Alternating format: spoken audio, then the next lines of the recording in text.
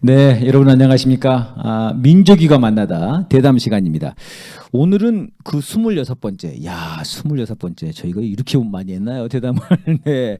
26번째 대담입니다. 오늘은 정말 그 어려운 분을 저희들이 모셨습니다. 네, 딱 여러분이 보시자마자 정말 어려운 분을 모셨구나라고 느낄 수 있는 네. 사진 작가이시자 평화 운동가인 이시우 작가님을 모셨습니다. 안녕하십니까? 네, 반갑습니다. 네, 안녕하십니까? 찾아주셔서 감사합니다. 아이고 참. 이게 뭐 갑자기 민족이 대담인가 아니면 뭔가 세상에 이런 일이나 그 뭐라고 그러죠? 그 산속에 사시는 분들 아니 그런 프로그램 있잖아요. 뭐죠? 자연인. 자연인. 나는 자연인이다. 혹시 그런 방송 아닌가 하고 여러분들이 그런 방송 아니고요. 민족이 대담 맞습니다.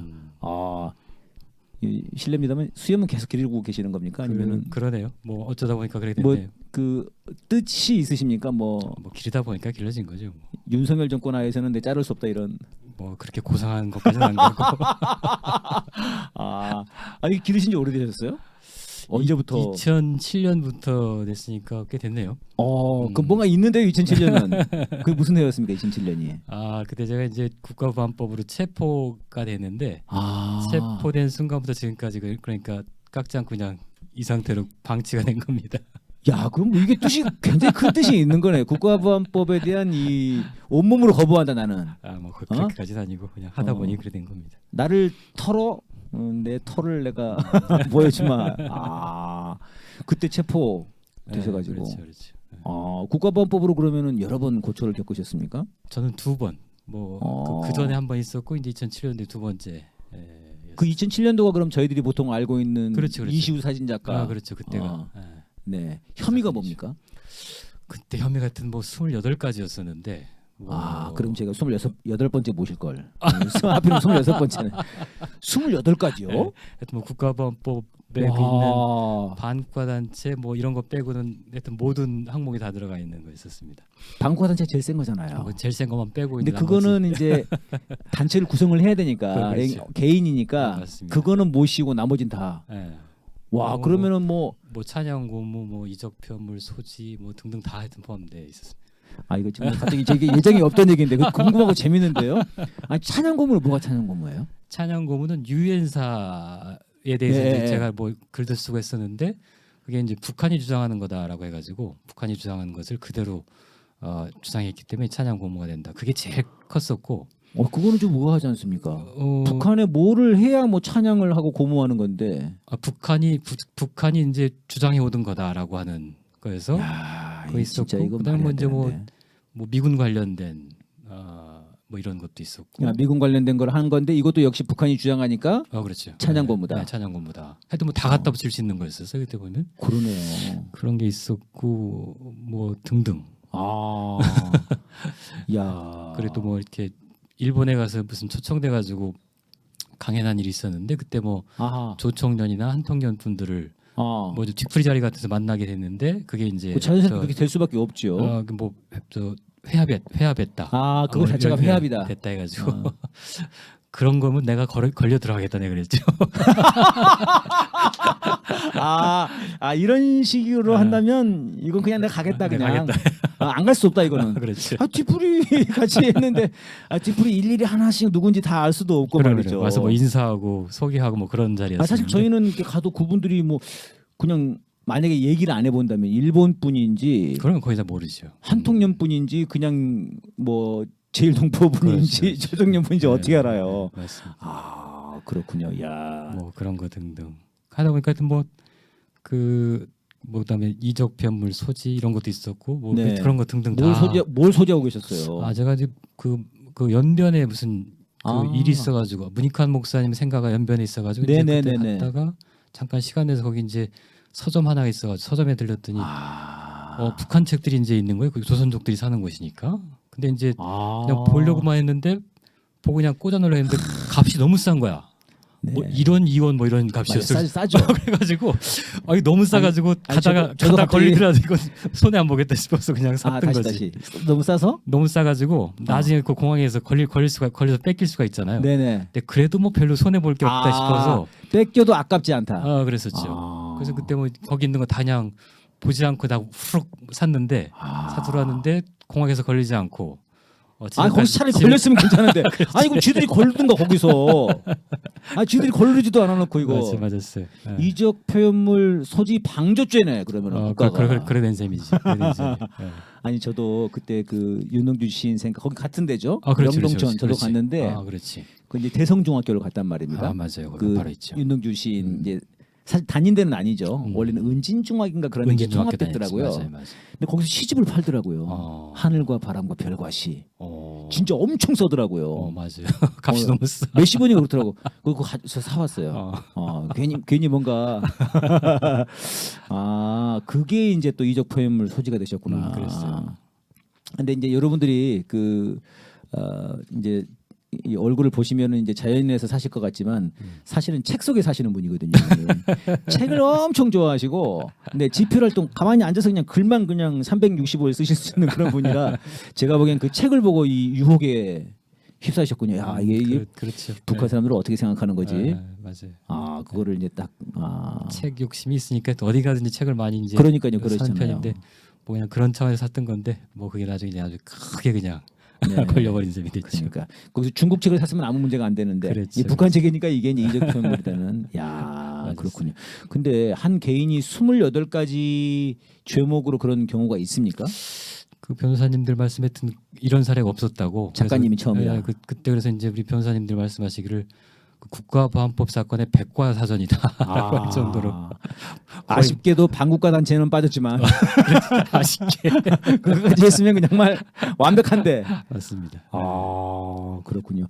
야 지금 그 국가보안법 관련해서 그러면은 굉장히 그 수염도 기르시고 네 독보적인 그 백과사전으로서 좀 이렇게 하실 말씀이 많겠습니다.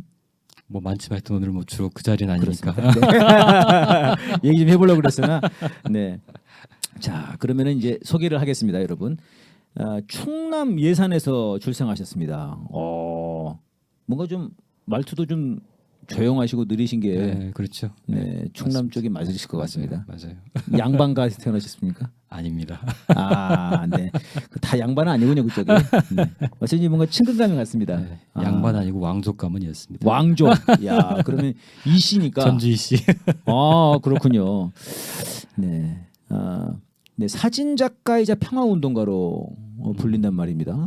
네, 어떻게 하시다가 이렇게 불리시게 됐습니까? 뭐 평화운동가는 이제 나중에 뭐 여러분들이 그냥 그렇게 부르다가 붙여진 이름 같고요. 뭐 저는 평화운동가라는 말 한 적이 없는데 사진 작가죠 그냥. 사진 작가. 네. 사진을 언제부터 이렇게 찍으신 거예요? 사진은 뭐 제가 잠시 학교 다니면서 이제 배군 했었는데 이제 제가 어떤 작가로서 첫 사진을 찍었던 네네. 거는 93년도에 처음으로 이제 그 제 마음에 들어오는 사진이 처음 찍히고 뭐 그때부터 이제 사진 작업을 쭉 해온 셈이죠. 그렇군요. 네. 사실은 저는 작가님과 인연이 91년인가 그렇죠. 아마 대선 직전에 네, 맞습니다. 92년 대선 때 대선 직전에 네. 이제 그때 막 강의를 하러 다니셨잖아요. 네, 그때 제가 이제 학생이었고 네. 강의를 오셨어요. 그래서 이제 저희들은 작곡가로 이제 인식을 하고 있죠. 작곡가로. 그때 대선을 앞두고 이제 노래를 뭐 즉 천신만고 끝에 도달한 이렇게 되든가 그런 노래를 부르셨어요. 이렇게. 그래서 야 강의는 굉장히 기억이 안 나거든요. 와, 그 노래 다 기억하시네 진짜. 강의는 약간 졸렸던 것 같기도 하고 근데 맞습니다. 그 노래 때 이제 눈이 번쩍 뜨여가지고 야 이거 무슨 노래냐. 그때는 정말 별걸 다 할 때였는데 필요하면 다 할 때였었는데 아하. 뭐 제가 작곡할 줄도 모르고 그냥 흥얼흥얼 불렀던 걸 계속 외워가지고 그냥 네네. 머릿속에 익혀뒀다가 그때 네. 불렀던 건데 그 말씀을 하셨어요 그날도. 그렇죠. 그 말이 기억이 나요. 그래서 그 인상 깊었던 말은 누구나 할 수 있는 거다. 그렇죠. 작곡이라고 하는 것은 특별한 사람이 하는 게 아니고 그게 지금도 30년이 지났는데 제 뇌리에 그 말씀 때문에 제가 지금 이러고 있지 않습니까? 그러게요. 네 책임을 지셔야 되겠는데. 야.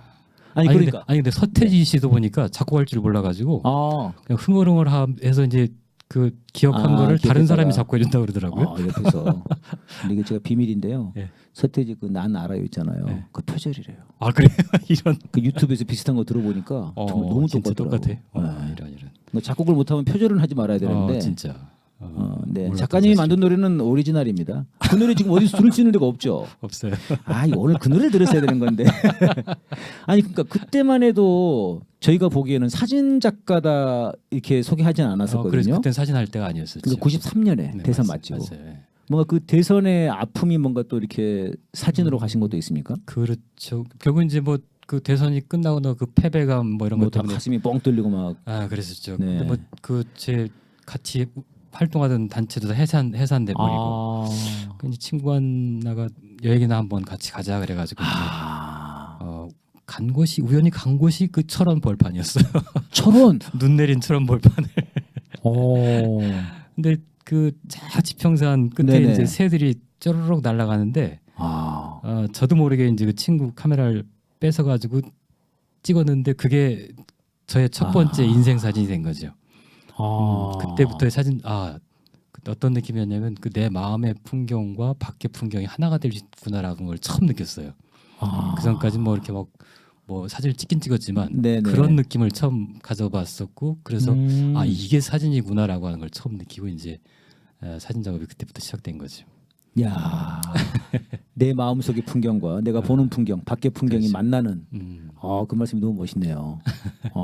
근데 어렸을 때도 이미 사진을 그럼 찍고 싶은 마음이 있으셨네요. 그럼 사진 학과를 들어가셨으니까. 뭐 그때 뭔데 사진을 찍고 싶어서 그런 건 아니었었고 하다 보니까 들어간 거였었고 그러니까 점수 맞춰서.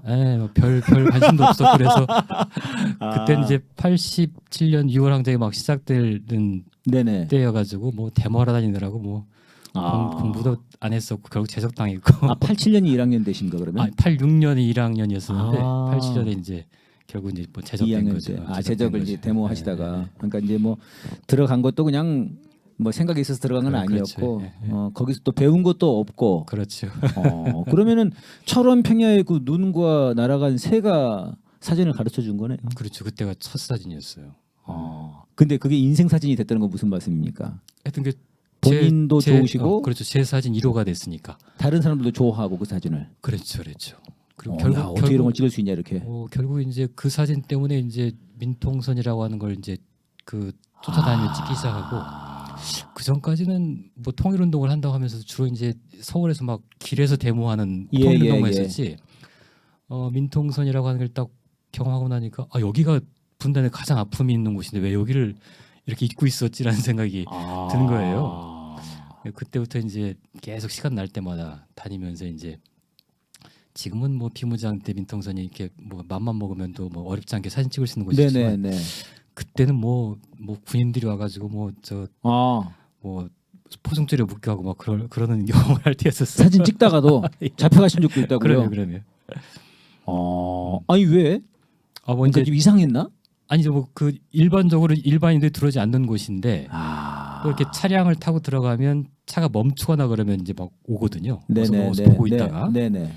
근데 이제 뭐 그 사진 찍는 것도 이제 관찰이 된 것 같고. 음. 그러니까 이제 우리 차가 딱 가고 있었는데 앞에 트럭이 딱 와가서 딱 맞고 뒤에 트럭이 맞고 다 내리게 해가지고 이제 포승줄 딱 묶어가지고 현장범 체포하듯이 그렇죠. 물어보지도 않고. 그렇죠. 아니 자기들 다 보고 알고 있다는 거죠. 그 사진 찍는 건 봤다. 내놔라 그래서 필름 뺏기고 뭐 그럴 때였어요. 네. 그 찍은 것들도 많이 뺏겼어요. 그러면. 이게 작품을 뺏겼네. 작품을 뺏겼죠. 그거 정말 분합니다. 그런 적이 많이 있었어요 그때는. 그 작품 중에 정말 그 전 세계 퓰리처상이라고 그러나요? 그렇죠. 그런 상을 받을 수 있는 작품도 있을 수 있는데. 그렇죠. 그런 것들이 이제 아쉬운 거죠. 지금은 뭐 그런 게 이제 많이 완화돼 가지고 괜찮은데 그때 워낙 그래가지고. 하여튼 그래서 그때 찍은 사진이 다 귀한 사진들이에요. 그러네요. 그러니까 지금하고는 이게 달라요.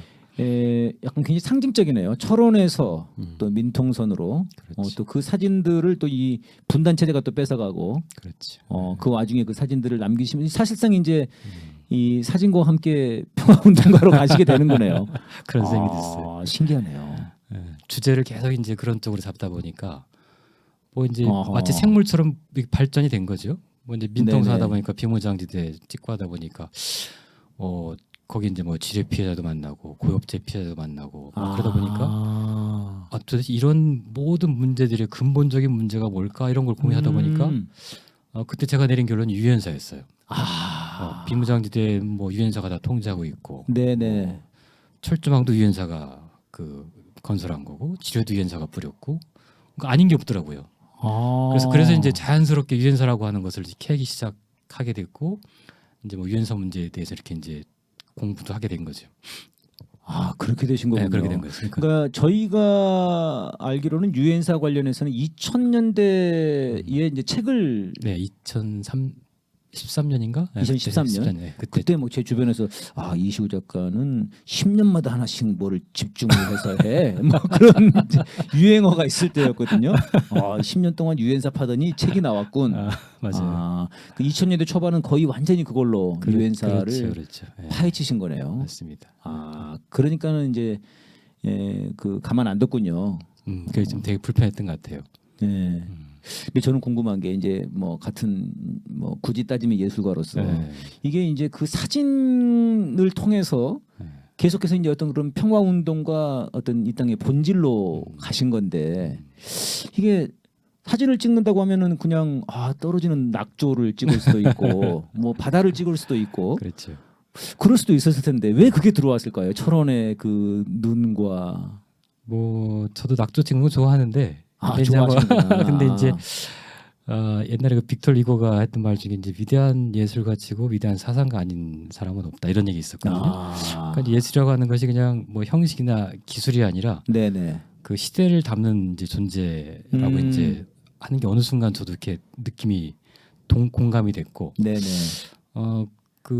그리고 이제 철학자나 뭐 이론하는 사람들은 이게 그 글로만 이렇게 딱 완성시키면 끝이잖아요. 네네. 그 생산물이 그로 끝나는 건데 예술가들이 이제 그 현장에서 느낌과 정서까지 딱 이렇게 채취해야 되기 때문에 어찌 보면 예술가는 더 깊이 들어가는 거죠. 그 이론으로 만들어진 세계보다 더 깊이 들어가서 현실을 이제 느끼고 그 느낌을 오히려 이제 이론화되지 않은 그런 정서까지도 예술이 예언적으로 이렇게 표현할 수 있기 때문에 그런 점에서 이제 그 시대의 뭐 아픔 이런 것들이 이제 사실은 운명적으로 가장 이렇게 짊어지고 사는 존재가 예술가라는 생각이 들어요. 그러니까 아마 그런 과정이 자연스럽게 그냥 저는 왔다고 생각하고 있습니다. 그러니까요. 저도 이제 오늘 그 얘기를 들으면서 이제 생각을 해보니까 그 방금 말씀하신 어떤 운명적인 장면인 것 같은 생각이 드네요. 그 흰 벌판과 그 새가 작가님을 끌었다기보다는 그것과 동시에 이제 작가님 안에 있는 그런 어떤 그런 이 사상적 마음이 탁 이제 그게 그림과 풍경이 맞는 게 아니라 이 사상과 그 풍경이 탁 만나는 뭔가 그런 짜릿한 그렇게 해서 이제 그 지뢰에 관련된 사진들이 많이 이제 나왔는데 저희들이 사진 하나 준비를 했습니다. 이게 어떤 사진입니까? 이게 이제 지뢰가 이제 그 사실은 이제 제가 그 민통선 비무장대 작업을 할 때까지만 하더라도 저는 알고 있었는데 지뢰로 다리가 잘린 분들이 동네에 살고 계시고 알고 있었는데 사회적으로는 전혀 알려지지 않았었어요. 다 이제 그 민통선 지뢰를 밟아서 다치신 분들에 대한.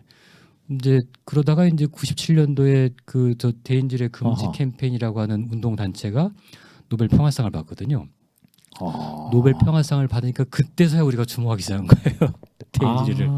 이게 참 좀 안타깝기도 하고 좀 이게 좀 부끄럽기도 한 일인데. 그래서 이제 그 조디 윌리엄스라고 하는 노벨 평화상 수상자가 한국에 첫 번째 방문국으로 와가지고 그분을 안내를 해야 될 임무가 저한테 이제 떨어졌는데. 그래서 이제 저도 그때 이제 덕분에 지뢰 문제를 좀 더 깊이 관심 갖기 시작한 거죠. 그래서 이제 지뢰 피해자분들 뭐 이렇게 계속 그 사진을 못 찍고 한 2, 3년 동안은 사진을 찍지 않고 계속 뭐 이렇게 같이 도와드리고 뭐 같이 뭐 법안 만들고 뭐 이런 거 하다가 좀 이렇게 제가 사진을 잘 못 찍겠더라고요 그분들. 그러다가 이제 한 2, 3년쯤 지났을 때 이제 무슨 뭐 이렇게 서류를 만들어야 되는데 서류에 사진이 들어가야 되잖아요. 그 사진을 좀 찍어야 되겠습니다라고 이제 말씀드리고 사진을 한 분 한 분 처음 찍었어요. 이제 그게 그대로 그냥 나중에 작품이 됐죠. 그리고 저 작품은 이제 철원 그 이평리라고 하는 마을에 사시던 김모 할아버지라고 하는 분이 이제 저희가 이제 민통선에 이제 갇혀 있는 마을이었는데 원래 저기 사시다가 이렇게 읍내 쪽으로 나와 사셨었는데 그 자기 동네에 사는 곳이니까 그 옛날 뜯어먹던 나물 같은 게 생각나셔가지고 봄만 되면 거기 가서 이제 이렇게 나물 뜯고 하시다가 그 지뢰를 밟으셔가지고 저지뢰거든요. 저지뢰는 거기 이렇게 그분이 밟으신 지뢰 저게요? 그 지뢰는 아닌데 그 종류인데 그 저지뢰를 밟으면 그냥 거의 몸이 다 이렇게 그 분해가 돼 버려요. 터지는 그 순간에 보통 발목만 나가는 지뢰가 있고 네네네. 저건 이제 큰 지뢰여 가지고 거의 이렇게 되는데 그 소식을 듣고 제가 바로 그 현장을 가봤죠. 갔더니 이제 뭐 시신은 뭐 거의 뭐 찾을 수 없게 된 상태였었고 제가 이제 그 지뢰밭을 왠지 꼭 들어가 봐야겠다는 생각이 막 드는 거예요. 지뢰밭인데. 네. 그래가지고 그 아마 지금은 그렇게 못할 것 같은데 그 이제 그 정말 죽을 수도 있는 것 아닙니까? 그렇죠, 그렇죠. 그래서 이제 돌 다리를 놓으면서 이렇게 그 가다 보니까 저 지뢰가 딱 발견된 거예요, 그 지뢰밭에서. 근데 이제 마침 그 지뢰가 이제 노출된 거죠. 원래는 저 산바리가 있는 데까지만 네. 딱 이렇게 흙이 딱 묻혀 있고 나뭇잎을 싹 덮어가지고 보이지 않게 하거든요. 근데 이제 저건 그럼 터지기 전 지뢰입니까? 그렇죠. 저게 밟으면 터지는 거예요? 그렇죠, 그렇죠. 터지기 전이죠. 실제 지뢰예요. 저 위에 꼭다리 이렇게 밟으면 그 압력으로 빡 터지게 되는 건데. 그렇군요. 이제 그 딱 보니까 그 꽃이 이렇게 기대어가지고 딱 피어 있는 거예요. 네네. 그래서 지뢰에 기대요. 그래서 그 할아버지의 환생 같기도 하고, 막 그래서 이제 저도 모르게 저 장면을 찍었는데, 찍고 나서 이제 다시 돌아 나오는 게 큰 문제였어요. 돌아 나오다가 이게 또 무슨 일이 발생할 수 있잖아요. 그래가지고 네네. 일단은 이제 뭐 거의 본능적으로 행동했던 것 같아요. 일단 사진을 일단 보호해서 해야 된다 해가지고 사람보다 사진이다. 그래서 이제 옷에다가 사진 길들들 말아가지고 휙 돌려서 이제 지뢰밭 밖에 던져놓고 다시 그 돌다리를 받고 이렇게 이제 나왔었죠. 그래서 하여튼 뭐 그 저한테는 너무 하여튼 각별한 사진이고 그러네요. 그리고 또 이제 나중에 인화해서 보니까 이제 그때 느꼈던 느낌도 그대로 잘 살아있고 그래가지고 저한테 하여튼 그 제 마음속에 있는 대표작 중에 하나로 제가 좋아하는 대표작 중에 하나가 됐습니다. 근데 실제로 다른 그 밖에서 평가할 때도 이시우 사진 작가, 이시우 작가님의 대표적인 사진으로 이렇게 꼽는 것 아닙니까? 뭐 그렇습니다. 저게 재판 때도 저 사진을 이렇게 놓고 재판은 왜요? 갑자기 저게 왜 재판이 나오죠 지금? 그 저런 걸 찍은 거가 이제 저 예를 들면 이제 군사 기밀 누설 뭐 이런 게 해당한다 해가지고 항목이 있었는데 재판장에서는 저걸 이제 이렇게 판사님한테 보여주면서 이런 과정으로 찍었다. 사진 한 장이라고 하는 게 이제 뭐 감옥 갈 결심 아니라 죽을 결심하고 찍는 거다. 뭐 이렇게 하니까 이제 설득이 되셨나 봐요 판사님도. 그 저건 빼고 그러면 이제 네, 28개 중에 27개로 줄여. 그래서 이제 예술이라고 하는 것에 대해서 이해하신 것 같아요 판사님이. 예술이라고 하는 것에서는 뭐 이런 것들 충분히 가능하고 예술 표현. 그러니까 이제 검사는 이제 이걸 이제 군사 기밀, 뭐 국가보안법, 뭐 이런 쪽으로만 봤는데 예술적 관점에서 보니까 이게 충분히 이해가 된다라고 하는 그런 설득이 됐던 거죠. 네. 그때 저 작품에 큰 역할을 해줬습니다. 판사님을 설득하는데. 그 저게 작가님도 살리기도 했네요. 살리기도 했어요. 네. 의미가 있는 사진이에요. 그렇군요. 네. 그 작가님의 사진들을 좀 더 볼 수 있는 그런 장소가 있습니까? 지금 아카이브 같은 게 좀 돼 있는. 뭐지 홈페이지가 뭐 하나 엉성한 게 있는데 그 사진가 이시우 치면 사진가 이시우 뭐 이렇게 아마 그 연결이 될 겁니다. 그렇군요. 네, 사진가 이시우를 치시면은 네 연결이 바로 된다니까요. 여러분 지금은 방송 보시고 지금 바로 가지 마시고 네 방송 끝나신 다음에 한번 어이구 야 우리 이 PD가 또 다 보여줍니다 이렇게. 네. 사진의 평화를 담다 오늘 저희 대담도 올라가 있고요. 네. 보통 이제 일정들이랄지 쓰신 기고글들 그것도 올라가 있고, 네 사진들도 이게 볼 수 있게끔. 네 위에는 태그들인가 봐요. 네, 거기 뭐 대인지뢰라고 있는 걸 누르면 그 사진 갤러리가 다 연결됩니다. 그렇군요. 저는 저 한강하고도 낯이 익은데요. 그렇죠. 한강하고도. 한강하고 평화의 배 띄우기. 맞습니다. 네 그런 거 옛날에 하실 적에 제가 갔던 것 같기도 하고 그렇습니다. 이건 뭐 정말. 사진으로도 또 실제 이런 행위로도 사실 이 평화 문제와 관련해서 참 애를 많이 쓰셨네요. 뭐 하다 보니까 사진 주제가 그거다 보니까 계속 이제 같이 공부를 하게 되겠던 것 같아요. 네, 그렇군요. 자, 그러면 이 정도 시점에서 저희들이 이제 사진까지 놓고 봤는데요. 사진 그 얘기하면서 나온 유엔사 얘기 잠깐 좀 잠깐이 안 되겠죠, 근데 너무 길어질라나요? 그 노래를 먼저 할까요? 아 그럴까요? 왜 이 그러죠? 노래 좀 얘기 좀 길어질 것 같죠, 유엔사 얘기는. 그렇죠, 좀 길어지겠네요. 네, 저 정말 궁금하거든요. 이게 그 중국의 무슨 영화인가? 이게 얼굴 샥 이렇게 막 바꾸는 거 있지 않습니까? 네. 이렇게 마치 그런 것처럼 이게 내가 주한미군 사령관인데 샥 이게 유엔 사령관 되고 유엔 사령관 그렇죠, 되고 그렇죠. 샥 하면 한미연합 사령관 되고 맞아요. 네. 아무튼 뭐 이런 거 아닙니까? 이런 게샥 이렇게 맞아요. 아무튼 뭐 그런 얘기인데 이게 좀 길어질 것 같으니까 그러면 노래를 작가님께서 깜짝 놀라셨어요. 이 무슨 대담이 노래를 하는 대담이 다 있냐? 글쎄 말이다. 네. 저희들이 아주 그 잘 대담계에 몰랐습니다. 대담계에 아주 대담한 대담. 그래서 이제 노래를 준비했습니다. 그런데 이제 아까 말씀드렸듯이 워낙 작곡가시란 말이에요. 네. 아닙니다 이제는. 제목이 아마 전민항제인가였던 것 같은데요. 맞아요. 네. 지금 혹시 뭐 1절 다 부르실 수 있어요? 저도 가물가물합니다. 그렇죠, 안 되겠죠. 네. 그럼 이건 준비해서 다음 대담 때 내년에 한번 더 모시겠습니다. 그때쯤에 내년쯤 되면 이제 유엔사 문제가 굉장히 불거질 것 같거든요. 지금 이제 또 그 준비하고 계시니까 그때쯤 한번 다시 한번 모시겠습니다. 첫 노래로 준비하신 노래는 네. 이문세의 옛사랑. 야, 이거 뭐 사연이 있습니까? 사연 같은 거 없습니다. 그냥. 사연 좀 얘기 좀 해주시죠. 없습니다. 있을 것 같은데. 전혀 없어요.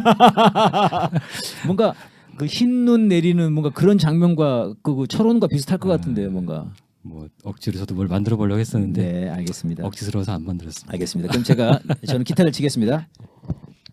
자, 기타 올렸습니다. 잠깐만요. 동준 씨 기타 올렸어요? 기타가 안 나오는데요? 네, 기타가 아직 안 나오고 있습니다. 예, 제가 이문세 광팬. 그래요? 근데 사실은 이문세보다는 작사 작곡한 이용훈이라고 하는 사람. 잘 아시나요? 그러니까 저만 잘 알죠. 이제 워낙 좋아했으니까. 그랬구나. 네, 그래가지고 가사도 좋더라고 가사가. 예. 이분이 가사도 좋고 곡도 좋고 참 굉장히 참 그런 그 당시에 뭐 저희들의 감성을 다. 그렇죠. 네, 예. 옛사랑에 특히 이제 음, 그 좋아하는 사람들이 많더라고. 이게 이제 그런 것 같아요. 저희들은 하이라이트가 별로 없으니까 노래가 노래 밋밋하네 그런데 잔잔하게 들으시는 분들은 네 갑자기 지금 기타 소리가 안 나오고 있는데요. 이거 배터리가 이 배터리 혹시 있어요? 갑자기 이런 경우가 생방송으로 다 여러분 보고 계시는 네, 9볼트입니다. 9볼트는 없어요. 그러면 다시 한번 이거를 이따 깨볼게요. 안 되면 그냥 이 소리로 그냥 하시죠. 맹소리로. 말도 안 되겠지만. 자, 뽑았다 깨볼게요. 네, 줄여주십시오. 자, 배터리 문제 같습니까? 네, 그러면은 배터리 문제 같으니까. 생음악으로. 네, 생음악으로. 네, 여기서 기타를 여기 대고. 들어가요? 모든 상황에 다 적응이 가능한 놀라운. 방송에서 이게 너무 작죠? 안 되겠어요? 그럼 네, 그럼 제 기타를 좀 바꾸겠습니다. 잠시만 기다려 주세요. 기타가 있어요? 네네. 자, 이 생방송의 묘미를 저희들이 여실하게 보여드리는. 편집해서 내드는. 아유 괜찮습니다. 이거 편집하지 마시고 네. 다 이런 게 또 재미죠. 예, 보시는 분들이 지금 깜짝 놀라가지고 근데 이 지금 오늘 보시는 분들 생각에 이게 생방송 아니냐 이제 그러실 수 있는데 저희들이 사실 지금은 오후 낮에 지금 촬영을 하고 있습니다. 네. 이유는 작가님께서 멀리서 사세요. 네, 그 얘기는 노래 부른 다음에. 그러면은 이 PD 이거 마이크 스탠드 하나 주셔야 됩니다. 저희들이 뭐 신속 대처가 가능합니다. 네. 자, 이거를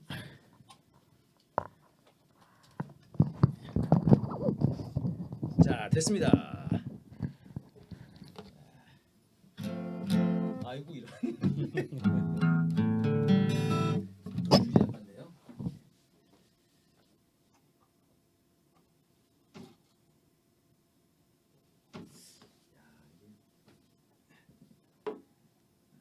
많은 우여곡절 끝에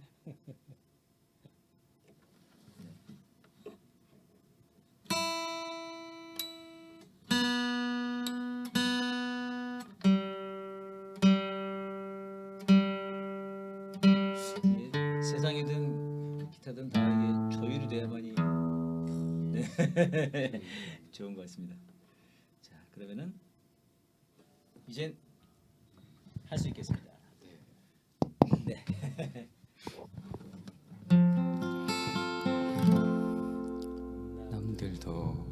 시작. 남들도 모르게 서성이다 울었지.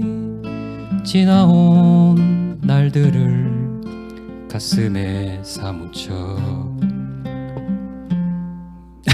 텅빈. 갑자기 죄송합니다. 네. 텅빈부터. 사무쳐.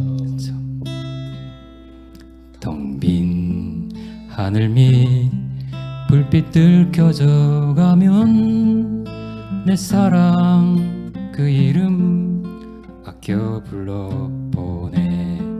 찬바람 불어와 옷깃을 여미우다 후회가 또 화가 나는 물이 흐르네. 누가 물어도 아플 것 같지 않던 지나온 내 모습 모두 거짓인가.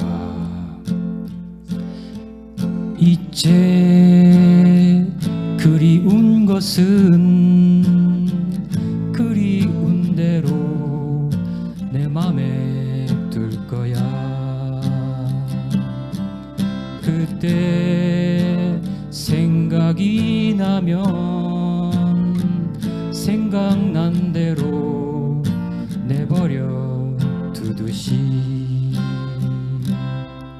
흰 날이면 벌판에 서성이다 옛사랑 생각에 그 길 찾아가지. 광화문 거리 흰 눈에 덮여 있고 하얀 눈 하늘 높이 자꾸 올라가네. 사랑이란 게 지겨울 때가 있지.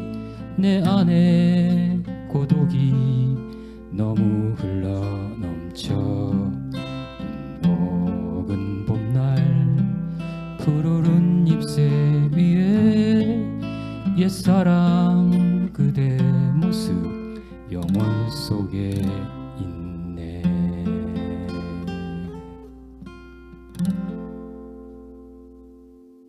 야, 와, 이런 박수. 백자님의 기타 연주에 네. 노래를 부르게 되는 영광입니다. 아유, 무슨 말씀을요? 저희 그 저를 계속 평생 음악을 하게 한 누구나 작곡할 수 있다 이 말에 제가 속아서 그만 네, 그 말이 힘을 얻어서 제가 역시 열심히 기타를 치고 노래를 아유, 불렀습니다. 감사합니다. 근데 굉장히 그 노래를 참 잘 부르셨네요, 진짜. 아유, 무슨 말씀을. 노래 잔잔하고 아마 들으시는 분들이 굉장히 좋으셨을 것 같아요. 이게 생방송이면 지금 댓글이 엄청 올라올 텐데 그게 좀 아쉽고 여러분이 지금 그 댓글 생방송 치시면은 작가님이 지금 이제 들어가셔가지고 저녁에 보신단 말이에요. 네, 같이 동시에 채팅이 가능한 지금 네, 그렇습니다. 네, 그렇게 해서 이제 가서 유엔사라고 하는 존재를 들어보시긴 했을 것 아닙니까? 그렇죠. 근데 실질적으로 이제 만난 온몸으로 딱 만나게 된 거네요. 그렇죠. 근데 이제 유엔사 문제는 제가 그 전에 9.11 테러가 있고 난 뒤에 이제 작업의 방향이 확 바뀌어서 이제 그 미군 관련된 문제를 쭉 하게 됐었거든요. 그래서 미군 관련된 뭐 여러 가지 뭐 미군이 갖고 있는 핵무기도 찾아다녀보고 또 이런 미국 군사 연습에 대해서도 이제 알게 되고 뭐 그랬었는데 요즘에 이제 그 뭐 한미 군사 연습을 하고 있잖아요. 근데 이제 우리가 그 한미 군사 연습이라고 하는 것에 대해서 이제 우리 이제 한국 사람들이 볼 때는 이게 방어적인 연습이고 연례적인 거고 그렇게 얘기를 합니다. 별 문제 없는 거 아니냐. 일상생활에 뭐 이렇게 시끄럽게 문제 삼고 그러냐 그러는데 저도 저도 그런 줄 알았죠. 정부에서 그렇게 발표하니까. 의례적 방어 훈련. 그렇죠. 근데 이제 사실은 훈련을 가장한 침공이 꽤 많았어요, 역사적으로. 역사적으로. 그러니까 뭐 이제 전쟁을 잘하는 사람, 예를 들면 이제 1989년도에 그 파나마의 노리에가 정권이라고 있었거든요. 네네. 그 원래 CIA 출신의 공작원이었는데 대통령까지 된 거예요. 어허. 근데 이제 미국이 이제 노리에가가 너무 커져 버리니까 아. 제거하려고 이제 그 파나마의 이제 반정부 세력과 이제 힘을 합쳐가지고 노리에가 정부를 내쫓는데 반정부 세력이 이제 그 대통령을 딱 장악하려고 하니까 이제 그 대통령을 통하는 모든 그 길을 네. 봉쇄해야 되는데 미국이 그걸 바로 들어가서는 침공이 되잖아요. 네네. 그래서 어떻게 하냐면 연례적인 군사 연습을 한다라고 해가지고 병력을 동원해서 그 길을 다 봉쇄해 놓고 그 다음에 대통령과 가가지고 팔에 노래가를 다 끌어내거든요.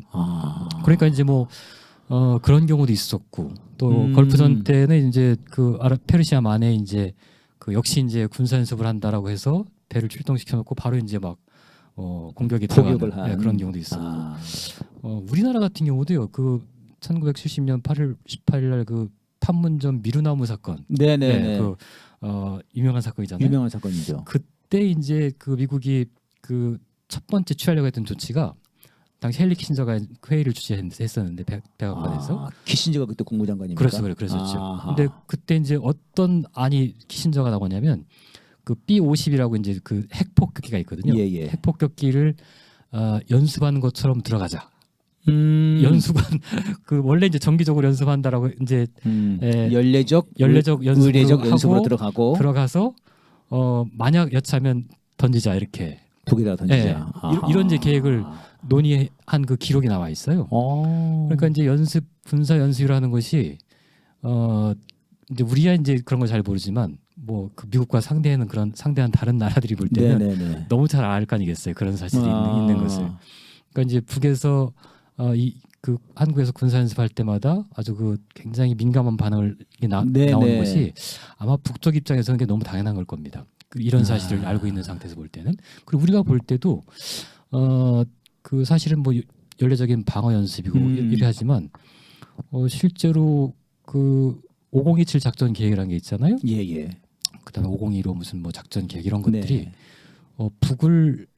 북에 상륙해서 평양을 점령하는 계획이란 말이죠. 네. 그 계획 자체가 원래 그래요. 그러니까 이제 방어 훈련일 수가 없는 거죠. 방어 계획이 아니라 침공 계획이다. 침공 계획이죠. 원래 98년 이전까지는 그냥 방어만 주로 하는 계획이었어요. 원래는. 근데 이제 98년도부터 계획이 확 바뀌어요. 확 바뀌어요. 왜 그런 거죠? 그때가 이제 그 존 틸러리라고 하는 그 주한미군 사령관 겸 유엔 사령관이 부임했을 때였는데 이 틸러리가 이제 유엔사의 존재를 발견한 거예요. 자기가 유엔 사령관이라고 하는 걸 깨달은 거예요. 원래 다 달고 가는 건데 유엔 사령부가 뭐 하는 걸 몰라요 보통. 자기가 임기가 보통 짧기 때문에 자기 자신도 잘 모르고 그냥 내가 이 마법 모자가 3개가 있는데 이 모자를 몰랐군요. 잘 몰랐던 거예요. 이걸 깨달았구나. 그걸 깨달은 거 깨닫고 이 마법의 힘을. 그러니까 어떻게 되냐면 이제 주한 미군과 한미 연합사라고 하는 이름으로는 북을 만약 침공하려면 어떤 절차가 반드시 필요하면 유엔 안보리에서 결정이 나야지만 가능하거든요. 현재 법적으로는. 네네. 우리가 보통 전쟁을 무조건 막 힘만 가지고 밀고 들어가서 되는 게 전쟁을 생각하는데 1907년 이후의 모든 전쟁은 법에 따라서만 이루어지게 돼 있습니다. 그래서 이제 그러니까 작전 계획이라고 하는 것도 뭐 무조건 막 짜는 게 아니고 법률적인 걸 검토해서 불법적 요소가 있는가 없는가를 따져요. 그렇군요. 네. 그러니까 이제 그 전까지는 이제 그 법적으로 안 됐기 때문에 법적으로 북을 침공하는 건 안 되기 때문에 그 작전기 갖고 있다가 98년도에 이제 유엔사가 있다는 걸 한 거예요. 그 유엔사는 이제 1950년 6월달에 안보리 결의를 받아놨잖아요. 네네. 그리고 이제 종전됐으면 이게 무효일 텐데 정전 상태니까 여전히 유효하다라고 생각한 거예요. 지금도 그렇게 주장하고 있고 네네네. 자기들은 유엔사는 주한 미군이나 한미연합사령부로는 북을 점령할 자격이 법적 자격이 없지만 유엔사로는 북을 점령 통치까지 할 수 있는 자격이 왜 그렇습니까? 그게 이제 역사적으로 지금 그 잘못되긴 한 건데 결론적으로는 1950년에 이제 10월 1일 날 38선을 넘잖아요. 남쪽에서. 근데 이제 이때 당시에 그 유엔 안보리에서 원래 결정을 해야 되는데 유엔 안보리에 이제 8월 달부터 소련이 딱 참여하니까 거부권 행사하니까 유엔 안보리에서 아무것도 안 되는 거예요.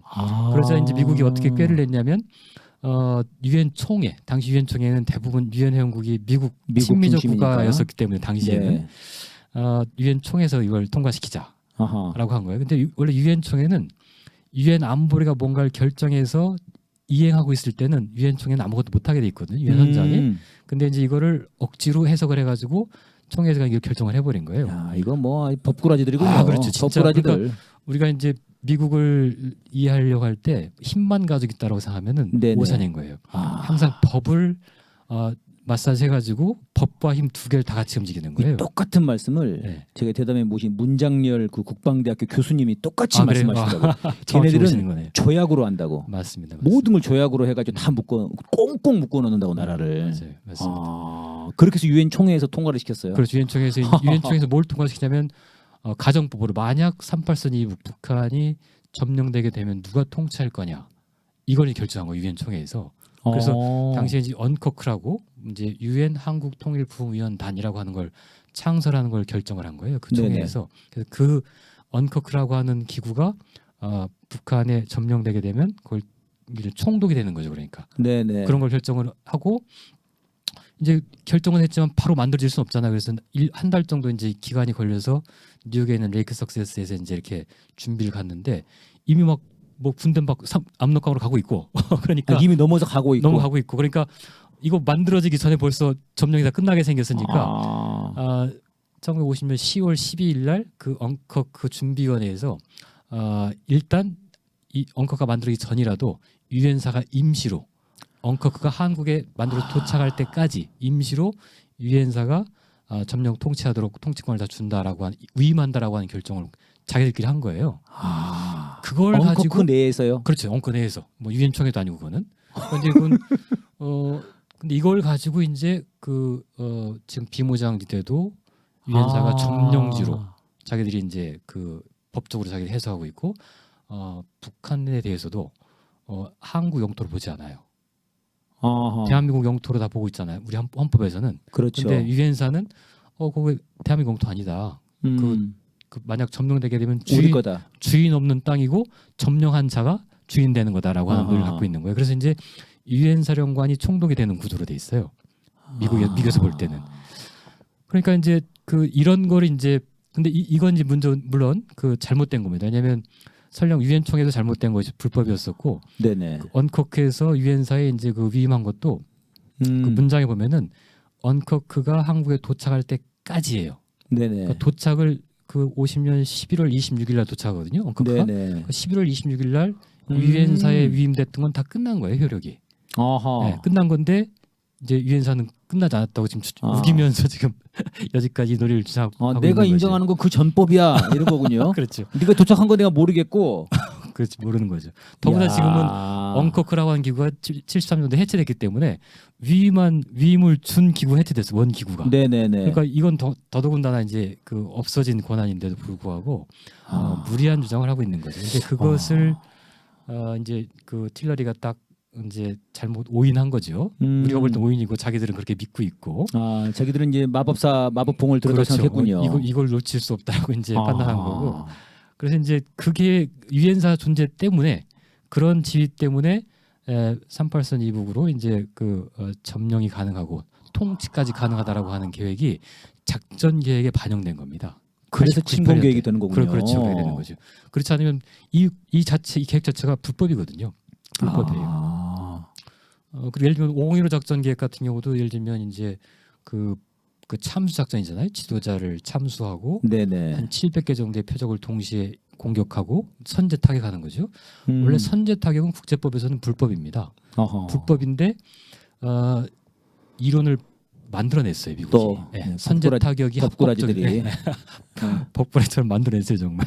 그래가지고 선제 타격이 법적으로 가능하도록 만들어놨기 때문에 그 뒤에 501호 작전 계획이 성립된 거예요. 그러니까 우리가 한미 군사연습 반대하거나 그럴 때 물론 그걸 이제 뭐 실력으로 뭐 이렇게 시위로 반대하는 것 중요하지만 결정적으로는 그 법적 해석을 무너뜨리면 이 계획들이 사실 다 무효가 됩니다. 네. 근데 이제 뭐 그건 쉬운 일은 아니긴 하지만 뭐 예를 들면 이제 2년 전인가요? 이란의 솔레이마니라고 하는 군사령관을 암살한 일이 있었잖아요. 드론으로 암살했죠. 그렇죠. 그 암살은 여지까지의 국제법을 땐 누가 봐도 명백한 암살이었었거든요.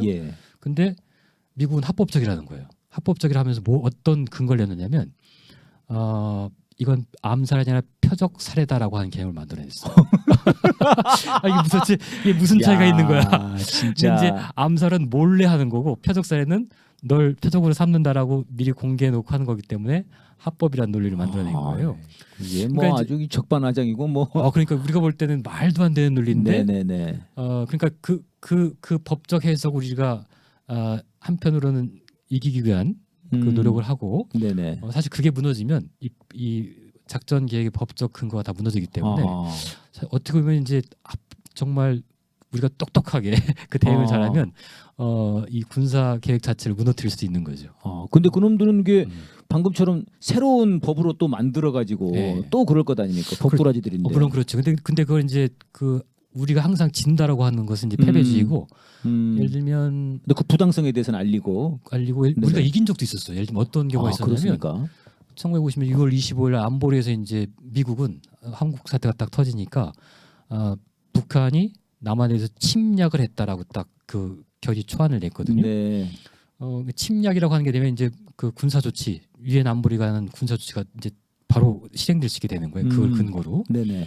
근데 당시 이집트가 당시 무슨 힘이 있는 나라였습니까? 당시에. 네네. 이집트 대표가 아니 침략이라고 하려면 침략은 국가와 국가 사이에만 성립되는 건데 지금 그럼 북한이 국가라고 하는 거냐라고 질문했어요. 그러니까 미국은 또 북한을 국가로 인정할 수 없었거든요.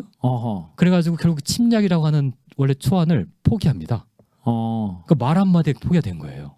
그러니까 이제 우리가 정말 물론 이제 이런 경우는 흔치 않은 경우지만 우리가 이런 쪽으로도 정말 우리가 준비를 충분히 하고 대응을 잘하면 정말 그 단어 하나, 개념 하나를 가지고도 막을 수가 있는 이런 가능성이 있는 거죠. 그걸 무조건 미국이 힘과 논리에서 전지전능하다라고 하는 생각을 버리고 거기에도 틈이 있고 그 틈을 무너뜨릴 수 있다는 생각을 갖는 게 이제 어찌 보면 우리한테 좀 필요한 자세죠. 네, 그러니까 이제 작가님 말씀 들어보니까 모든 면에서 아무튼 싸워 얘기해야 되겠군요. 그렇죠. 네. 아니 그렇게 해서 이제 이 지금 벌어지고 있는 이제 오늘까지입니다, 여러분. 그 을지 프리덤 실드, 을지 자유의 방패 훈련인데 이게 지금 오늘까지 훈련이고 지금 사실 저희들도 지금 이 기자회견을 지금 광화문에서 하고 있는 이 동시 지금 이제 행동전인데요.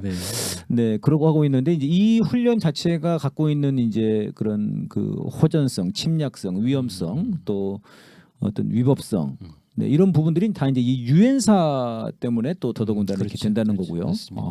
그렇군요. 그래서 이제 보면은 우리가 이제 우리가 보니 군사 연습 반대 이렇게 말하잖아요. 네네. 근데 군사 연습 반대라고 하는 것은 범위가 굉장히 커요. 네. 근데 우리가 보통 이제 이해할 때는 이제 5027 작전 계획이나 501 작전 계획에 따라서 군사 연습하는 걸 반대한다라고 보통 그렇게만 생각하는데, 네네. 작전 계획은 일종의 전투 계획입니다. 전투 계획이고 전쟁을 하려고 하면 이제 어떤 구조로 하면 위기 계획이라고 하는 게 있고, 네네. 그다음에 병참 계획이 있고, 그다음에 전투 계획이 있어요. 우리가 보는 건 이 전투 계획만 보는 거죠 보통. 네. 그다음에 이제 전투에서 이기게 되면 종전될 거 아닙니까? 종전 계획이 있고, 종전 이후에 이제 무장 해제시키기 위한 항복 계획이 있고, 항복하고 난 다음에 점령할 거 아닙니까? 그 지역을. 점령 계획이 있고, 점령한 곳에서 이제 통치하기 위한 군정 계획, 민정 계획까지가 이 군사 연습에 다 들어갑니다. 그렇습니까? 네, 그러니까 지금 우리가 처음에 이번에 그 을지 프리덤 실드가 처음 시작될 때 3일 동안은 위기 관리 뭐 그렇죠, 센터 훈련인가 그런 얘기를 한다고 하더라고요. 그걸 이제 그게 했고, 1번이군요. 그래서 1번을 하고 그다음에 이제 그다음에 병참을 다 했고, 윤석열 대통령이 이제 을지 연습에 참석한 데 있잖아요. 그 을지 연습이라고 하는 것이 북을 점령해서 서울시가 평양시를, 뭐 부산시가 함흥시를 행정을 접수하는 걸 연습하는 겁니다. 그러니까 점령을 전제하고 군정과 민정을 실시하는 계획을 하는 걸 동시에 다 하는 거예요. 이미 침략 훈련이네요. 그럼요. 방어 훈련은 뭐 일체 아니군요. 그럼요. 그러니까 이제 우리가 그런 거 그냥 군사 연습이라고 하면 너무 이게 포괄적이 돼가지고 잘 안 보이잖아요. 그걸 보통 전투 연습으로만 보통 이제 생각되는데, 그래서 우리가 이제 앞으로는 아마 좀 이렇게 군사 연습 반대한다 그러면 하나씩 나눠가지고 위기 계획이 정말 뭐가 문제인지, 또 뭐 점령 계획, 민정 계획 이런 게 하나하나를 다 좀 따지고 보면은 이게 사실 어마어마한 문제들입니다. 그러네요. 한번 이렇게 군사 연습이 실시할 때 이때만 한번 딱 이렇게 반대 시위하고 끝나고 할 문제가 아니라 그걸 조목조목 예를 들면 한 번에 다 할 수 없으니까 올해는 뭐 위기 계획에 대해서 아하. 문제를 제기하고 이런 식으로 할 수 있죠. 예를 들면 위기 계획 같은 경우도 예를 들면 무슨 뭐 옛날에 푸에블로 사건, 네네. 그다음에 판문점 미루나무 사건 음. 이런 것도 위기 사태거든요. 그때 들어가는 게 위기 계획인데 예를 들면 이제 뭐 백령도에서 뭐 이렇게 어선이 납포됐다 이런 게 네. 다 이제 위기 계획이거든요. 네. 이런 자잘한 국적인 도발 이런 거에 대한 대응 위기 계획인데 이런 거 할 때 한국 대통령이 결정을 할 수 없어요. 이 실제 전쟁으로 들어가는 1단계잖아요. 네네. 근데 주한미군 사령관 겸 유엔 사령관이 위기조치관이라는 직책이 또 있거든요. 사령관 겸 처음 들어봤어요. 위기조치관. 위기조치관 자격으로 아. 이게 이제 90년대 초반에 게리 럭 사령관 때 이걸 우리 정부한테 통보했는데 내가 위기조치관 역할도 한다라고 하면서 그래서 이런 아이고 마법이야 아주. 그러니까 이런 위기 상황이 있을 때 정전시 위기잖아요. 네네. 그러니까 정전협정상 위기가 발생하는 거잖아요. 네네. 그러니까 한국 대통령은 데프콘 3가 선포돼가지고 전쟁에 들어갔을 때 그때 미국 대통령과 한국 대통령이 합의해서 전쟁을 들어가는 걸 합의하는 구조로 돼 있는데 네. 이미 그 전에 위기 상태에서 위기 조치에 들어갈 때 벌써 주한미군 사령관한테 네, 주한미군 사령관 유엔 사령관 자격으로 유엔관 사령관 자격으로 위기 조치를 들어가게 됩니다. 아 그때는 이미 우리나라가 아니네요. 그렇죠. 그때 그러니까 그 99년도 그 처음 연평 해전이 터졌을 때 네네. 김대중 대통령 때였는데 위기 조치가 이미 들어간 상태였어요. 그러니까 김대중 대통령이 그거 막을 수가 없잖아요. 이미 전투하고 있는데 이거 내가 허락한 거 아니까 그만둬라고 할 수 없는 거예요. 한국 대통령이. 그러니까 이제 그렇게 빨려 들어가게 돼 있기 때문에 노무현 대통령이 전자권을 환수하겠다고 했던 것도 사실은 전쟁 과정에 단계 들어갔을 때는 네. 미국 대통령과 합의하는 구조가 분명히 있습니다. 근데 문제는 거기가 아니라 위기에서부터 시작되기 때문에 대통령이 자기가 보니까 자기가 손 쓸 길이 없는 거예요. 그러네요. 그러니까 사실은 전자권이 아니라 위기권, 위기관리권도 우리가 넘겨받아야 되는데 이게 지금 우리 전자권 그 환수 과정에서 이게 정확히 지금 해결이 안 되고 있습니다. 네, 전자권 환수도 뭐 좀 쏙 들어가 버렸으니까. 쏙 들어가 버렸고 일단 그런 상태에서 작가님 말씀이라면은 지금 위기관리권 네. 거기서부터 다 가져와야 된다. 그렇지. 근데 그러려면은 이게 유엔사 문제가 필연적으로 돼야 되는 거네요. 그렇죠. 야, 근데 한국 사회에서 유엔사 그러면은 진짜 오늘 지금 보시는 분들도 야, 뭐 유엔사 가지고 저렇게 얘기를 길게 하냐. 그렇죠. 미군 반대하는 것도 나는 마땅치 않은데 약간 이러실 수 있는데. 맞습니다. 아, 야, 유엔사 이게 뭐 근데 마법사예요. 맞아. 이게 미군은 또 뭐 이제 그 한국 전쟁 당시에도 예를 들면 이런 일이 있었어요. 그 이제 38선 이후로 넘어가잖아요. 네. 한국군이 이제 38선을 먼저 넘었잖아요. 뒤이어서 이제 그 유엔군 미군이 이제 원산장 상작자 해가지고 함흥 쪽으로 막 올라갑니다. 네. 근데 우리가 먼저 함흥시청을 점령했거든요. 당시에 유원식 대위라고 하는 분이 이제 점령을 해서 군정을 막 실시하고 있었는데 한국군이 먼저 점령을 했다. 그렇죠. 네. 한 일주일쯤 뒤에 이제 미군이 도착한 거예요. 함흥시청에. 네네. 그러니까 이제 도착해서는 오늘부터 우리가 이제 함흥시청을 접수하겠다 그러니까 유원식 대위가 아니 무슨 소리냐 우리가 지금 미국의 도움을 받아 전지하고 있는 건 고맙지만 어허. 여기는 우리 땅이고 여기는 우리 땅이다. 어. 그 내가 지금 이건 하는 건 내가 나한테 걸린 이제 당신한테는 권한이 없다 이렇게 하니까 이 유엔 사령부에서 이제 그 1950년 10월 12일 그 문서를 딱 내보이면서 이거 봐라 이런 문서에 따라서 38선임 이국적은 우리가 점령 통치한다라고 이제 주장하니까 유원식이 이제 황당하잖아요. 네네. 그래서 이승만한테 전화를 겁니다. 전화를 해가지고 카카 지금 상황이 이렇게 벌어지고 있는데 어떻게 되겠습니까? 라고 하니까 놀랍게도 이승만이 임자 그건 나도 어쩔 수 없네. 자네가 철수하게. 나중에 유원식이 70년대 그걸 수기로 쓰면서 자기가 그때 눈물을 흘리면서 함흥시청을 철수했다 이런 수기를 써요. 그러니까 이 상황이 지금도 똑같은 거예요. 그러니까 설령 이제 우리가 미군과 같이 이제 이렇게 한미 동맹을 꾸려야 된다라고 하는 분들도 네네. 유엔사 문제가 이런 걸 알게 되면 이건 달라지는 거예요. 그러니까 미군과 유엔사는 또 다른 거예요. 같은 네. 실체긴 하지만. 네네. 그럼 유엔사에서는 우리가 정말 주권을 다 뺏기는 거죠. 이건 동맹 관계가 아니라 주권 자체가 유엔사에 넘어가는 거기 때문에 네. 이건 좀 심각한 문제를 볼 필요가 있다는 거죠. 예. 그 지금 그럼 이런 그 유엔사 거의 박사신데, 네. 뭐 어디서 표절하신 것 같지도 않고. 근데 이런 그 얘기가 좀 많이 좀 어떻게 좀 알려지고 있습니까? 어떻습니까?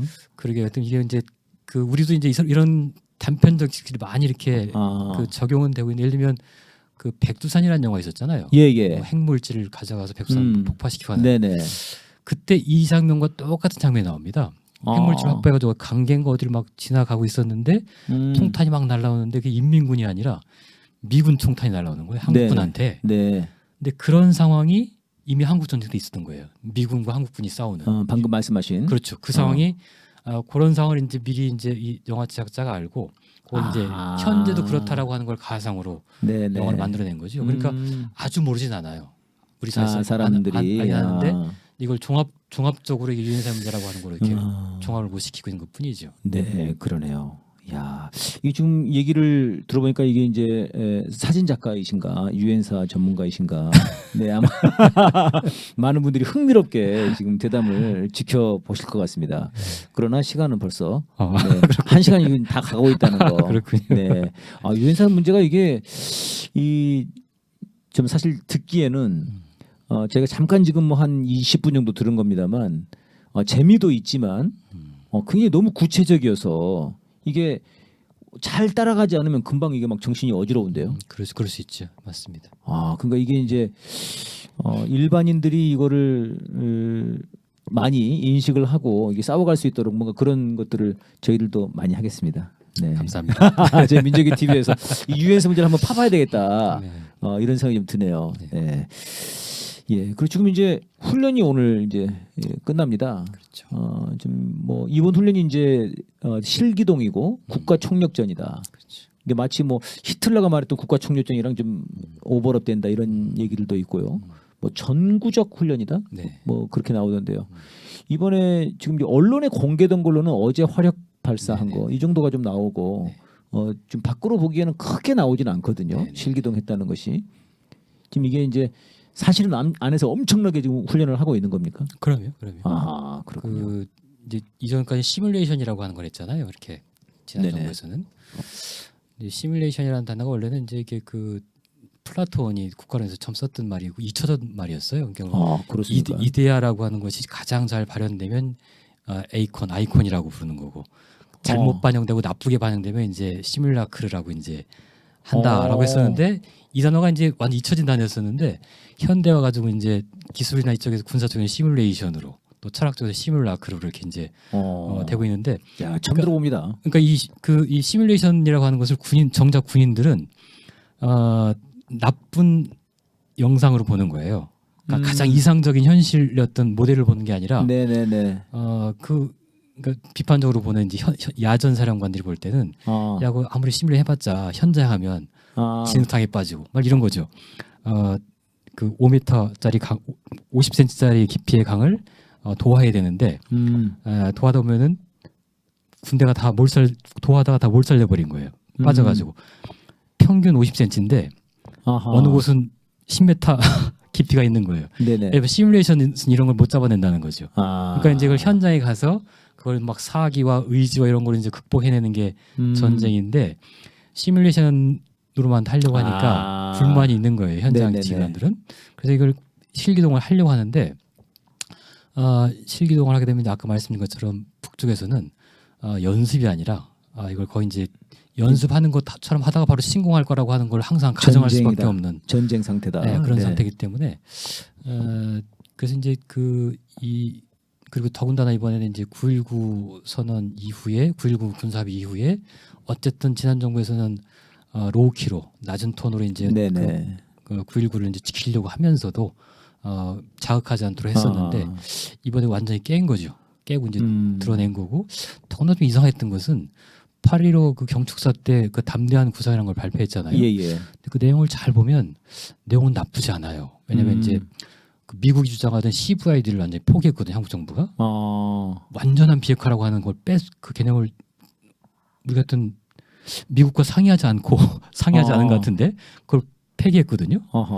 그리고 이제 유엔 제재나 미국 제재도 우리가 이제 극복하겠다라고 하는 것까지 지난 정부가 그걸 극복하려고 무진 노력했지만 안 됐던 건데 너무 천진한 건지 무모한 건지 모르지만 그걸 이렇게 던져서 어쨌든 그 내용으로 볼 때는 나쁘지 않았습니다. 근데 그 담대한 구상까지 했으면 그 한미연합 군사훈련을 아, 네, 연기하든가 폐기했으면 아마 제가 볼 땐 북도 갸우뚱할 만한 귀를 기울였으면 한 내용이었습니다. 그렇군요. 근데 그걸 해놓고 그건 딱 발표해놓고 훈련을 해보니까 이거 누가 그러니까요. 믿겠어요. 그러니까 아마 이게 아마추어적인 실수인지 모르겠지만 하여튼 그런 미스가 생겨버린 겁니다. 그래서 정부로 볼 때도 정말 그 담대한 구상이 성공하려고 했으면 훈련을 좀 로우킬할지 로우킬해서 하든가 뭐 연기랄지 그런 노력만 보여줘도 북이 좀 반응했을 텐데 네네. 저는 이번에 그 결정적인 실수를 했다고 보여집니다. 근데 이게 이제 훈련이라고 하는 게 이게 미국의 의지가 또 많이 개입하는 거지 않습니까? 미국은 힘을 과시하고 싶은데 맞습니다. 윤석열 아유 마음껏 과시하세요 형님. 약간 이렇게 되다 보니까 저는 담대하게 구상을 하겠습니다. 네. 이거 다르고 저거 다른 거가 앞뒤가 다르네요. 이게 참 큰 문제 같습니다. 네. 차라리 저는 아까 저 유엔사 미국 애들이 그 유엔사 문제를 막 법꾸라지처럼 하는 거 있지 않습니까? 근데 딱 떠오르는 게 윤석열이랑 한동훈이 딱 떠오르더라고요. 우병우 이런 애들, 맞습니다. 김기춘 이런 애들. 그렇게 이제 그런 걸로 해서 막 민중들을 계속 탄압했지 않습니까, 국민들을.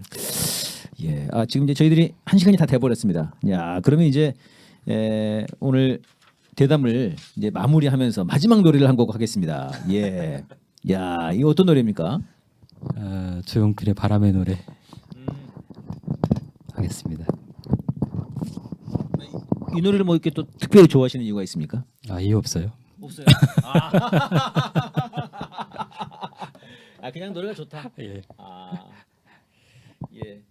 이 PD님 기다치겠습니다. 네. 살면서 이렇게 되겠네. 네네. 자. 살면서 듣게 될까 언젠가는 바람의 노래를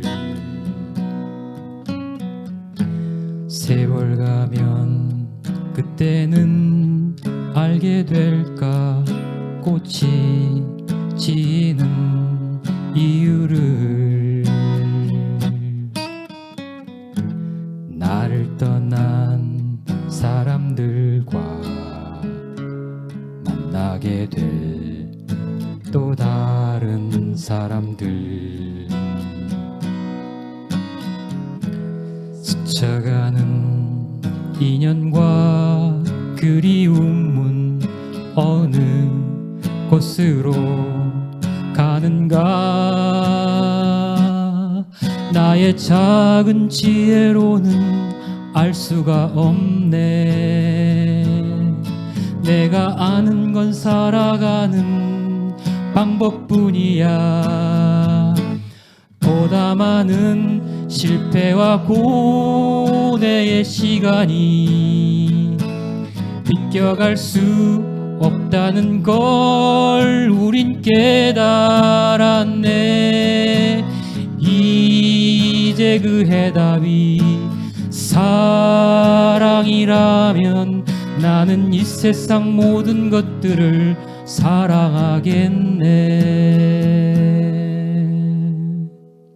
사랑하겠네 이 세상 모든 것들을 사랑하겠네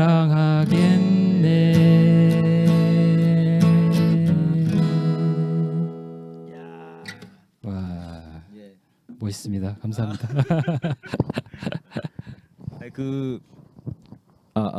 네, 뭔가 사진 찍으러 탁 가셨을 때 그 바람이 촥 불어오면은 어떤 그런 느낌을 담은 그런 게 아닌가. 그러네요. 그렇게도 볼 수 있겠네요.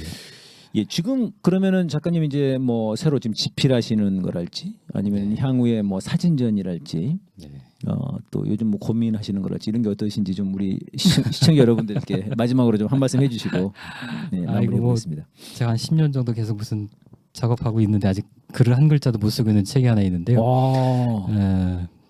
그 하여튼 권력론이라고 하는 책을 하나 쓰고 있습니다.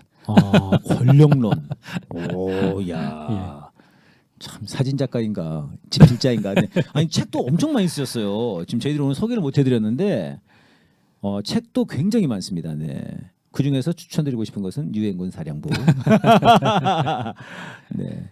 그럼 그런 이제 권력론에 대해서. 네네네. 그런데 아직 한 글자도 못 쓰셨다. 네.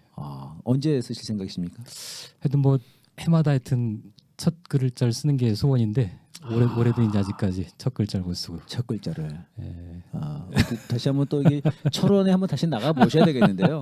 네, 눈 내리는 날 네, 네. 철원에 나가 보셔야 뭔가 좀 강한 충격과 짜릿한 전율이. 그러게 말입니다. 네, 그렇군요. 사진전은 뭐 계획 없으시고요.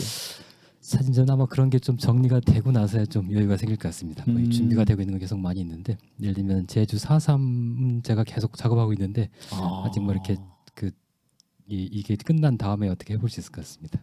지금 일단은 이 첫 글자를 하나 써보는 거 이게 좀 소원이시군요. 맞습니다. 네, 그러시군요.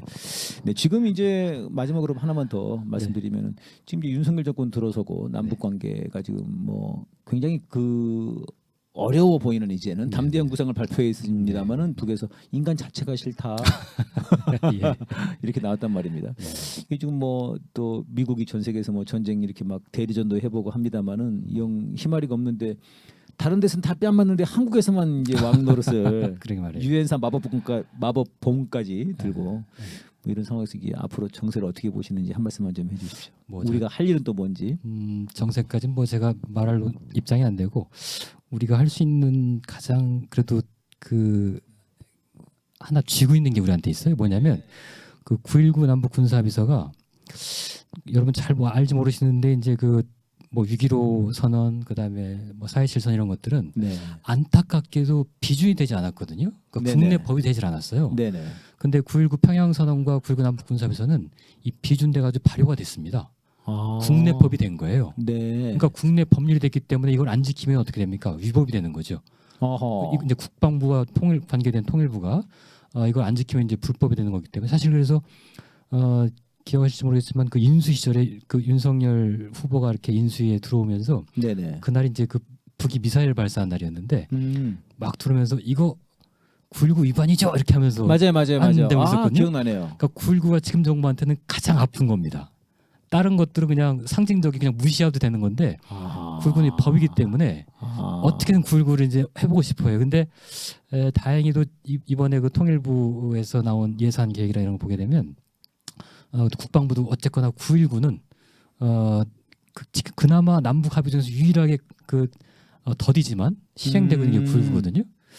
그래서 우리가 9.19를 딱 움켜쥐고 그러면 이제 유엔사 문제도 사실은 확고한 입장 말씀이 해결될 수 있습니다. 왜냐하면 비무장제 같은 경우에 이제 유엔사가 다 관리하고 뭐 이렇게 돼 있잖아요. 예. 여지까지 모든 남북 합의서가 14선언까지 포함해가지고 정전협정에 따라라고 한 단서가 있었어요.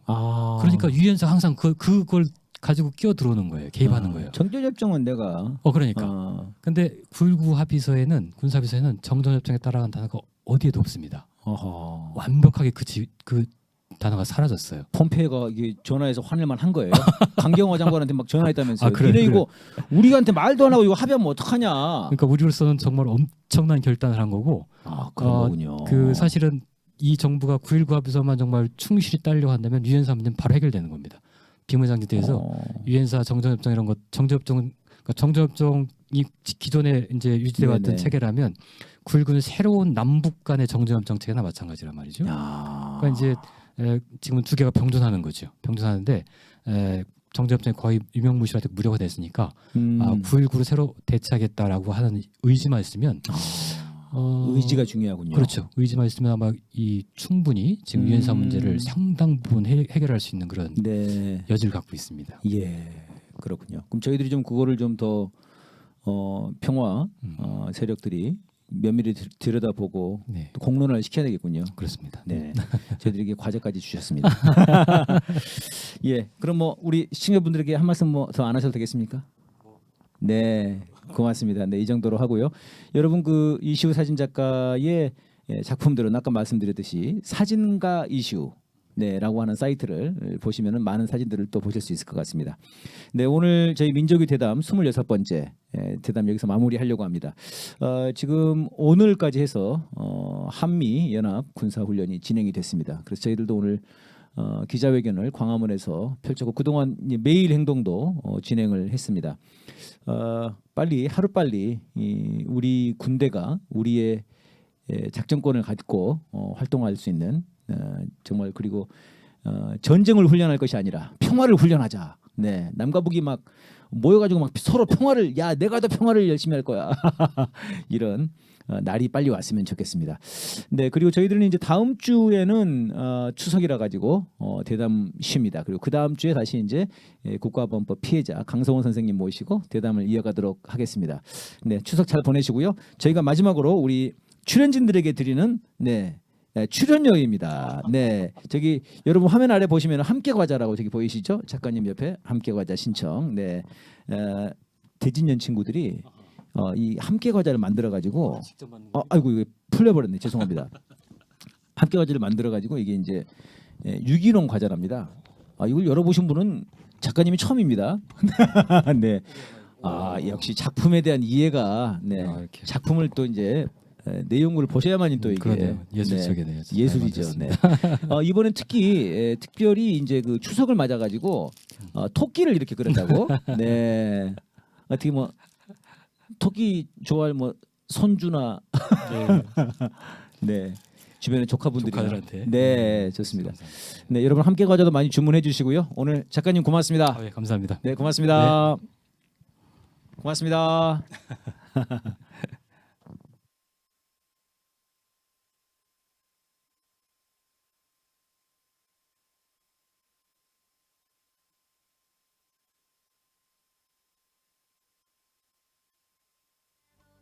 그랬지 우리 모두 새가 되면 좋겠다고 어디든 맘대로 날아갈 수 있게 보고 싶은 사람들 만날 수 있게 정말 그랬으면 얼마나 좋겠니 새처럼 자유로이 날 수 있다면 가고 싶은 내 나라로 날아갈 텐데 상철리를 거침없이 오고 갈 텐데 너에게 그런 날개 달아주고 싶어 우리 함께 그 꿈을